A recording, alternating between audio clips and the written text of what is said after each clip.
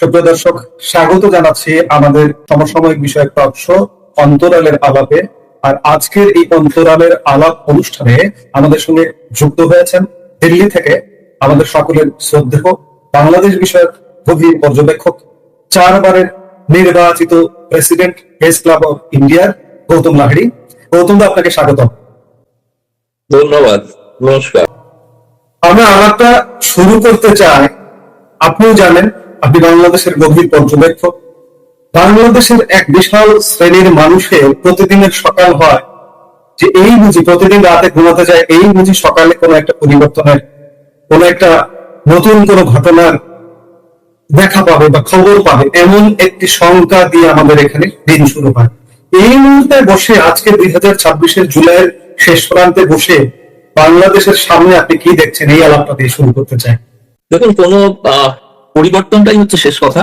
এরকম 15 বছরের পরে, শাসনের পরে বা 15.5 বছরের পরে শেখ হাসিনারও তাকে চলে আসতে হয়েছিল। বাংলাদেশের মানুষ নিঃসন্দেহে একটা পরিবর্তনের আকাঙ্ক্ষা তাদের মধ্যে প্রবল হয় যখন তাদের জনজীবন বিপর্যস্ত হয়।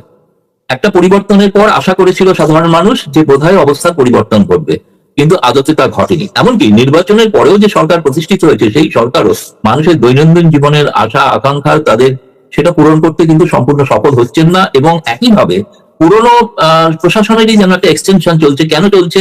আমি জানি, আমার বহু বিশিষ্ট পরিচিত শিল্পপতি গোষ্ঠী, তাদের উপর চাঁদাবাজির জুলুম চলছে, এবং বিশেষ করে নির্বাচিত এমপি তারা চাঁদাবাজি করছেন এবং তাদেরকে ব্যবসা করতে দিচ্ছে না। তারা যদি ব্যবসা না করেন, তাহলে সাধারণ মানুষ, তারা যেখানে চাকরি করেন, কর্মসংস্থান, বহু প্রতিষ্ঠানে আমি জানি বেতন বন্ধ হয়ে যাচ্ছে, এবং মানুষের জিনিসপত্রের দাম, মূল্য বৃদ্ধি এবং সমাজে শান্তি প্রতিষ্ঠা করা, যেটা সব থেকে বেশি জরুরি, সেইটা হচ্ছে না। ফলে এখন যেটা, অতীতে যদি কিছু মানুষও ভেবে থাকেন যে শেখ হাসিনার সময়টা অপশাসন ছিল, কিন্তু তাহলে সেই মানুষের মনোভাব, আমি যা ফিডব্যাক পাই, তাতে পরিবর্তন হচ্ছে।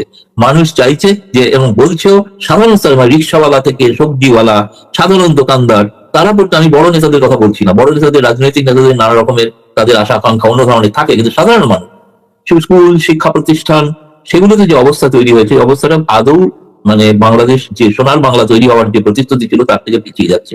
ফলে আমি নিশ্চিতভাবে মনে করি, যেহেতু এই সময় সাবেক প্রধানমন্ত্রী শেখ হাসিনা আবার দেশে ফিরে যাওয়ার আহ্বান দিয়ে ডাক দিয়েছেন, এই কারণেই যে তিনি বলছেন, তার যুক্তি হচ্ছে যে দেশের মানুষের যে অবর্ণনীয় অবস্থা, সেটা প্রতিকার করার জন্য আমার ওখানে যাওয়া দরকার, তাতে আমার জীবনের ঝুঁকি থাকবে। ফলে আমার ধারণা, যেটা আপনি বলছেন, মানুষ নিঃসন্দেহে বাংলাদেশ আবার একটা পরিবর্তনের মুখে সন্ধিক্ষণে পৌঁছাচ্ছে, এ বিষয়ে কোনো সন্দেহ নেই।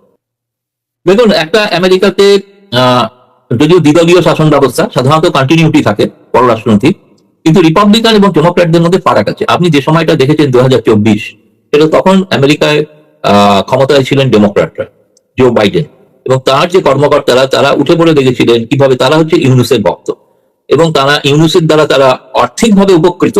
সেটা সেখানকার ওয়াশিংটন পোস্ট, নিউ ইয়র্ক টাইমসের লেখা, তাই না? তাই জোন নামে যে একটা ওয়েবসাইট, সেখানে তো ডিটেইল লেখা হয়েছিল, এবং এমনকি ট্রাম্প নিজে ব্যাপারে তিনি প্রকাশ্যে বলেছিলেন নির্বাচনের সময়, হিলারি ক্লিন্টন বিদেশ থেকে, ইউনুস থেকে টাকা পান। ফলে রিপাবলিকানদের সঙ্গে ডেমোক্র্যাটদের একটা তফাৎ হচ্ছে, রিপাবলিকানরা মূলত ব্যবসায়িক স্বার্থকে বেশি প্রাধান্য দেয়।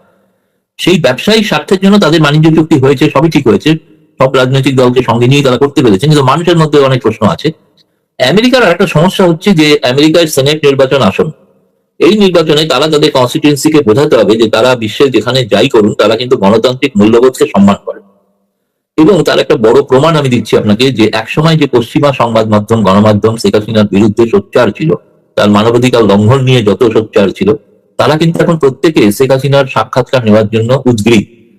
রয়টার্স তো হয়েইছে, আপনি হয়তো জানেন, দেখেছেন, এর মধ্যে জাপানের কিয়োডো এজেন্সি একটা ইন্টারভিউ করেছে, এবং আমি জানি south China morning post interview করছে, এএফপির ইন্টারভিউ হয়ে গিয়েছে, ব্লুমবার্গের ইন্টারভিউ হয়ে গিয়েছে বলে শুনেছি, সেগুলো যে কোনো মুহূর্তে প্রকাশিত হতে পারে। অর্থাৎ পশ্চিমা গণমাধ্যম তারা মনে করছেন যে বাংলাদেশে যেটা ইনক্লুসিভ পলিটিক্স, যে বিষয়ে ভারতের সঙ্গে তারা সহমত, অনেক বিষয়ে আমেরিকার সঙ্গে ভারতের দ্বিমত আছে, মত পার্থক্য আছে, কিন্তু একটা বিষয়ে একমত, যে ইনক্লুসিভ পলিটিক্স বাংলাদেশে হওয়া উচিত। দ্বিতীয়ত, চীনের প্রভাবকে খর্ব করাটা প্রয়োজন, যেটা আপনার মনে আছে যে আমেরিকান রাষ্ট্রদূত, তিনি দায়িত্ব নেওয়ার পর ব্রেন্ট স্টিনসন বলেছিলেন, আমি চাইবো বাংলাদেশ চীন থেকে দূরত্ব বজায় রাখতে। এবং সেই তারেক রহমান প্রথম সফর মালয়েশিয়া হয়ে চীন করলেন, এবং সেখান থেকে শি জিনপিং তিনি প্রস্তাব দিলেন যে বাংলাদেশ, মায়ানমার থেকে চীন একটা করিডর তৈরি করা, যে করিডরটা আমেরিকার প্রবল আপত্তি থাকবে। এবং আপনি এটাও শুনেছেন নিশ্চয়ই যে সার্জেই গোর, ভারতের নিযুক্ত রাষ্ট্রদূত, তিনি দক্ষিণ এশিয়ার দায়িত্বপ্রাপ্ত, তিনি আজ রাতে অথবা কাল তিনি পৌঁছে যাচ্ছেন ঢাকায়। ফলে তার অনুষ্ঠান সূচিগুলোর দিকে, প্রোগ্রামের দিকে নজর রাখা উচিত। নজর রাখলে বোঝা যাবে যে তারা কতটা পূর্বের মত থেকে কতটা সরে এসে যায় না। কেউ কেউ অনুমান করেন যে সম্ভবত রাষ্ট্রপতি নির্বাচনের ক্ষেত্রেও রিপাবলিকানরা তারা ক্লিন্টনের পছন্দের ইউনুসকে চাইবেন না, তারা হয়তো অন্য কাউকে তারা সম্মতি দিতে পারে। সেক্ষেত্রে রাজনৈতিক দলের কেউ হলেই আমেরিকার কোনো আপত্তি থাকবে বলে মনে হয় না। যেমন শোনা যাচ্ছে ফখরুল আলী মির্জার নাম, তিনি বর্ষিয়ান নেতা, তিনি হতেই পারেন রাষ্ট্রপতি। এনিওয়ে, যেটা বলতে চাইছেন যে আপনি বলছেন যে আমেরিকার পূর্বের মনোভাব থেকে কিঞ্চিত হলেও পরিবর্তন ঘটেছে এবং সেটা আগামীকাল আরো স্পষ্ট হয়ে যাবে। ভূ রাজনৈতিক ক্ষেত্রে এক জায়গায় এক মঞ্চে আসতে পারছে, তার কারণ হচ্ছে তাদের উভয়েরই লক্ষ্য হচ্ছে চীনের প্রভাবকে খর্ব করা। ভারতও চাইবে না বেল্ট রোড ইনিশিয়েটিভের অন্তর্গত ওই মিয়ানমার, বাংলাদেশ, চীন করিডর তৈরিও আমেরিকাও চাইবে না। এই ব্যাপারে দুই দেশই সহমত এবং একই সঙ্গে সহমত যে একটা ইনক্লুসিভ পলিটিক্স হওয়া উচিত। যে দলটি বাংলাদেশ নামক রাষ্ট্রটি সৃষ্টির পেছনে যাদের ভূমিকা, তাদের যদি রাজনৈতিক কর্মকাণ্ড থেকে বাদ দিয়ে রাখা হয়, সেটা সীমিতভাবে কর্মকাণ্ডে অনুমতি দিয়ে তারা শুরু করতে পারেন, এতে কিন্তু আমার ধারণা বিএনপির পক্ষেই ভালো হবে। নইলে বিএনপিকে লাগাতার কিন্তু জামায়াতের চাপের মুখে পড়তে হতে পারে। আপনি যে কথাটা বলেছেন শুরুতেই, যে পরিবর্তনটা ঘটে গিয়েছিল 24-এ, আপনি নাম করেছেন লাল পার্টি এবং আমেরিকারও, কিন্তু দেখুন স্বয়ং ইউনুস তো বলেছেন, আমি তো অন্য কারোর কথা শুনতে রাজি নাই। আমি তো স্বয়ং ইউনুসের কথা তিনি শিল্টন ফাউন্ডেশনের মিটিং এ গিয়ে বললেন প্রথম গিয়ে, এটা একটা মেটিকুলাস ডিজাইন, এবং তিনি পরিচয় করিয়ে দিলেন কে মাস্টার মাইন্ড, পরিচয় করিয়ে দিলেন। এবং তাকে সেখানে তিনি যে বক্তৃতা দিয়েছেন বা যে কথা বলেছেন সেটা কোনটা রেকর্ডেড, এবং সেই রেকর্ডের বক্তৃতায় দেখুন বোঝাই যাচ্ছে। এবং আমি পরে দেখেছি সার্জি সালামের মতো নেতা জুলাই মাসের প্রথম সপ্তাহে তারা নাকি ঠিক করে ফেলেছিল যে ইউনুসই দায়িত্বতে আসবেন। তিনি সেটা সাক্ষাৎকারে বলেছেন 24-এর পরে, 25-এ বোধহয় সাক্ষাৎকার দিয়েছিলেন, সাক্ষাৎকারে স্বীকার করেছেন। ফলে গোটাটা যে মেটিকুলাস ডিজাইন, সেটা হাসিনা সরকারের অনেক প্রশাসনিক ব্যর্থতা এবং তার কিছু অভ্যন্তরে কিছু মানুষের ধরুন ষড়যন্ত্রে লিপ্ত, আমি যদি বলি ষড়যন্ত্রে লিপ্ত হওয়া, নানা প্রলোভনে, সেই কারণেই তারা কিন্তু যে অ্যান্টি ইনকামবেন্সি যেটা ছিল সেটাকে ব্যবহার করেছেন। কিন্তু এই বিষয়টা সেটা কিন্তু আজকে সকলেই প্রায় দিনের আলোর মতো স্পষ্ট হয়ে গেছে যে এটা একটা হাসিনা উৎখাতের একটা ষড়যন্ত্র, নীল নকশা। সেই নীল নকশা যারা তৈরি করেছেন, যারা ক্ষমতায় গিয়েছেন, তারা নিজেরা স্বীকার করছেন তো যে আমরা নীল নকশা তৈরি করেছিলাম। তবে এটা মানুষের ক্ষোভের প্রতিফলনে যে সরকার পরিবর্তন হয়েছে, এটা আদৌ সত্য নয়। এবং যে ধরনের জিনিস ব্যবহার করা হয়েছে এখন তো ধীরে ধীরে প্রকাশ্য জানা যাচ্ছে, এই সাইফার রাইফেল ব্যবহৃত হয়েছিল। সাইফার রাইফেল বাংলাদেশে পুলিশ ব্যবহার হয় না। বাংলাদেশে 44 থেকে 45 জন অফিসিয়ালি নিহত, তাদের কে হত্যা করলো সেটার জন্য ইউনুস ইনডেমিনিটি আইন অর্ডিন্যান্স পাস করলেন, যে কোনো তদন্ত হবে না। কিভাবে ছাত্ররা মারা গেল তার ফরেন্সিক টেস্ট হবে না, আবু শহীদ কিভাবে মারা গেল তার ফরেন্সিক টেস্ট হবে না।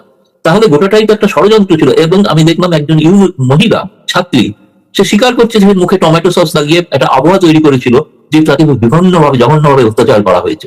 কিন্তু আসলে সেই ইউনুসের একজন উপদেষ্টাই সেই ভিডিওটা আমার কাছে আছে, তিনি বলছেন যে আপু তুমি তো সেই মেয়ে যে মুখে সস লাগিয়েছিলে, টমেটো সস লাগিয়ে রক্তাক্ত মুখ করেছিল।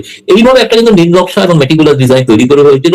তাতে অনেকে ভেবেছিলেন যে সাধারণ মানুষের হয়তো উপকার হবে, আদৌ হয়নি। চাঁদাবাজি এবং সেই ধরনের গুন্ডাবাজি একই রকম অব্যাহত আছে। এখন তো এই চাঁদাবাজির কারণে একে অপরের বিরুদ্ধে সংঘর্ষ শুরু হয়েছে। গতকাল তো শুনলাম বিএনপির ছাত্র দলের সঙ্গে এনসিপি নেতাদের সংঘর্ষ হয়েছে, তার প্রতিবাদে তারা একটা সভা করছে। এখন যে এই পরিস্থিতিটা, সমাজে যদি শান্তি না থাকে, সমাজ এটা পরিষ্কার হয়ে গেছে যে আর যাই হোক, শেখ হাসিনার সময় একটা জিনিস ছিল, সেটা হচ্ছে সমাজে শান্তি ছিল এবং জঙ্গিরা সব কিন্তু জেলের অভ্যন্তরে ছিল। উগ্রপন্থী চরমপন্থা তারা কিন্তু কোনো মাথা তুলে দাঁড়াতে পারে।